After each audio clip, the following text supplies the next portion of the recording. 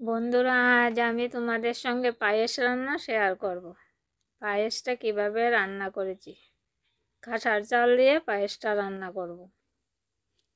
এই দেখো কতটুক চাল নিয়েছি। হাতের মুঠোয় 2 মুঠো চাল নিয়েছি। এভাবে 2 মুঠো চাল নিয়েছি। এবার চালটা ভালো করে বেছে ধুয়ে নেব। এই চালটা এখন ভালো করে ধুয়ে নেব। ধুয়ে এই দেখো ধুয়ে নিয়েছি। এবার জল ঝরিয়ে রেখে দেব।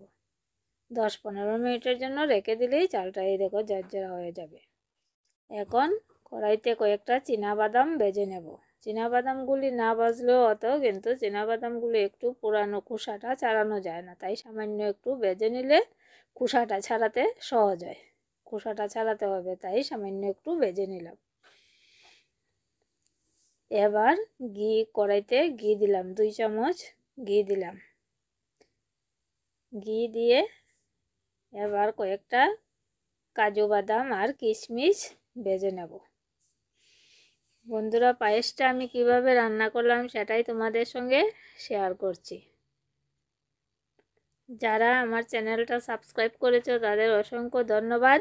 আর যারা সাবস্ক্রাইব করো না তারা চ্যানেলটা সাবস্ক্রাইব করে আমাকে এগিয়ে নিয়ে যেও। কাজু বাদামগুলো একটু ভেজে তারপর কিশমিশ দেব। কিশমিশ আর কাজু বাদাম একসঙ্গেই ভেজে নেব।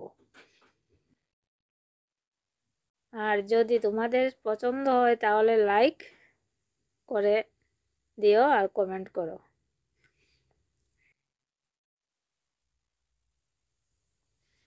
দুটোটা একসঙ্গেই ভেজে তুলে রাখবো।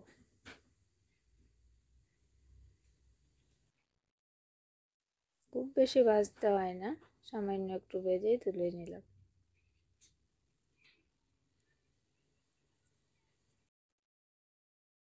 এবার ওই ঘিতে আর একটু ঘি দেবো। এখন আগে থেকে ধুয়ে রাখা চালটা সামান্য ভেজে নেব। চালটা ঘির মধ্যে ভেজে নিলে হয় কি, চালটা ঘিটা ভালো করে চালটার মধ্যে ঘিটা শুষে নিতে পারে, চালের টেস্টটা বাড়ে। তাই সামান্য হালকা, খুব বেশি ভাজতে হবে না, বেশি ভাজলে আবার ঝরঝরা হয়ে যাবে চালটা। সামান্য ভাজলে ঝরঝরাও হবে না, আবার আঠালোও হবে না। দেখেই বুঝতে পারছো কতটুকু ভাজছি, আমি পুরোটাই দেখিয়েছি। এবার চালটাও তুলে নিলাম। চালের কালারটা দেখেই বুঝতে পারছো তোমরা কতটুকু ভেজেছি। এই দেখো, চালের কালারও চেঞ্জ হয় না। এবার দুধটা ঢেলে দেব। দুধটা ছেঁকেই ঢালবো, কারণ দুধে অনেক সময় অনেক কিছু থাকে, তাই ছেঁকে দেব। 1.5 লিটার দুধ দিয়ে পায়েসটা করব। 2 মুঠো চাল আর 1.5 লিটার দুধ। দুধটা একটু ভালো করে ফুটিয়ে নেব। 1.5 লিটার দুধ জাল করে এটাকে প্রায় 1 লিটার করে নেব। চোখের আন্দাজে প্রায় 1 লিটার করে নেব।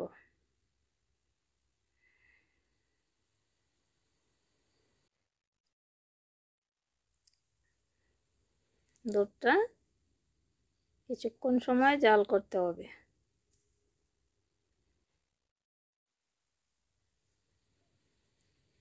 এবার একটা নারকেল ফাটিয়ে নেব। নারকেলটা আমি শুকনা দেখেই নিয়েছি, ভিতরে জল নাই। ওই যে নারকেলটা তুলে নারকেলটা নিয়েছি। তেজপাতা, দুধে একটা তেজপাতা দিয়ে দিলাম। 3টা এলাচ থেঁতো করে দিয়েছি, যাতে ফ্লেভারটা ভালো আসে, তাই থেঁতো করে দিয়েছি।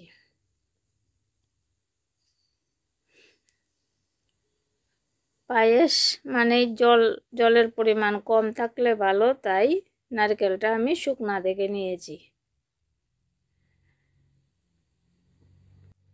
এবার চালগুলো দিয়ে দিলাম। দুধটা চোখের আন্দাজে যখন 1 লিটারের মতো হয়ে এসেছে তখন চালটা দিয়ে দিলাম।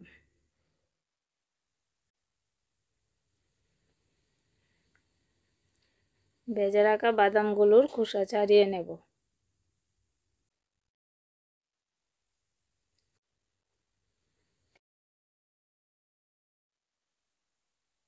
এবার কিছুটা বাদাম আর নারকেল দুধ দিয়ে পেস্ট করে নেব।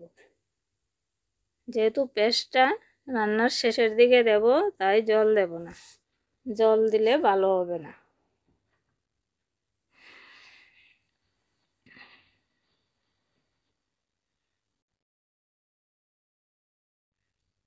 দেখো নাড়া দেখেই তোমরা বুঝতে পারছো চালটা কেমন ফুটেছে, দুধের ঘনত্বটা কেমন হয়েছে। চালটা আগে ঘির মধ্যে ভেজে নেওয়াতে হয়, ফ্লেভারটাও ভালো আসবে। 1/2 কাপ চিনি দিয়ে দিলাম। চিনিটা যার যার স্বাদ মতো। ঘিতে ভাজার ফলে চালের মধ্যে ফ্লেভারটাও ভালো আসে।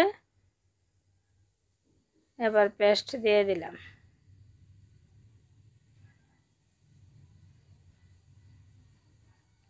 আর চালটাও আঠালো হয় না, পায়েসটা আঠালো হবে না।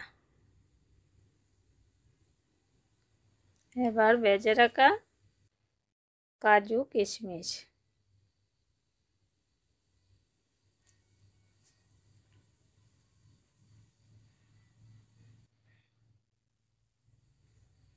দেখো হয়ে এসেছে,